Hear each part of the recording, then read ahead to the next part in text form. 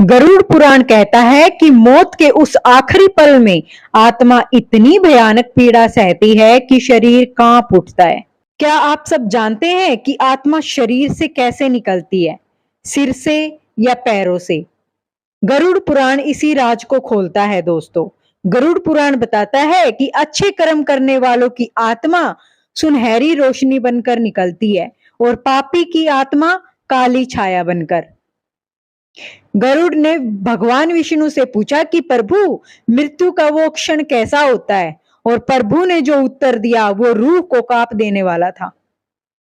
जीवन भर के कर्म आखिरी सांस में तय करते हैं कि आत्मा का रास्ता कौन सा होगा। गरुड़ पुराण का दूसरा अध्याय हमें उस क्षण के बारे में बताता है जब इंसान आखिरी सांसें ले रहा होता है और आत्मा शरीर को छोड़ देती है।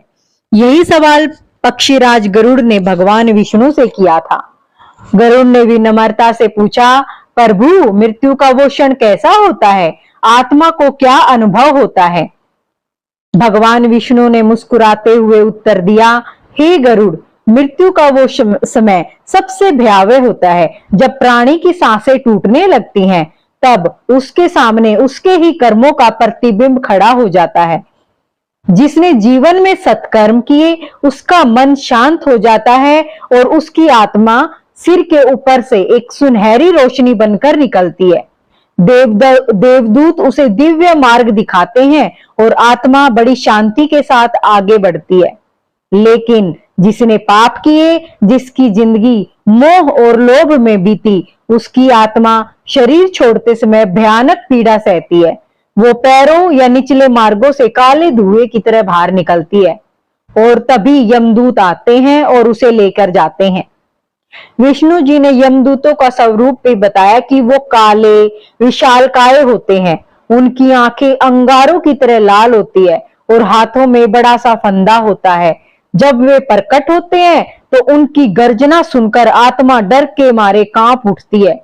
वे पापी आत्मा को जंजीरों में बांधकर अपने साथ ले जाते हैं और वही पुण्य आत्मा, जो पुण्य आत्मा होती है, पुण्य आत्मा को देवदूत फूलों की वर्षा के बीच प्रकाश में मार्ग से स्वर्ग की ओर ले जाते हैं। इस अध्याय का संदेश स्पष्ट है दोस्तों। मृत्यु का अनुभव सुखद या भयानक, ये पूरी तरह हमारे कर्मों पर निर्भर करता है। अच्छे कर्म करने वाला शांति पूर्वक परम पद की ओर बढ़ता है, जबकि बुरे कर्म करने वाला पीड़ा और अंधकार की ओर खींच जाता है। गरुड़ पुराण हमें ये सिखाता है कि मौत का सच टाला नहीं जा सकता, लेकिन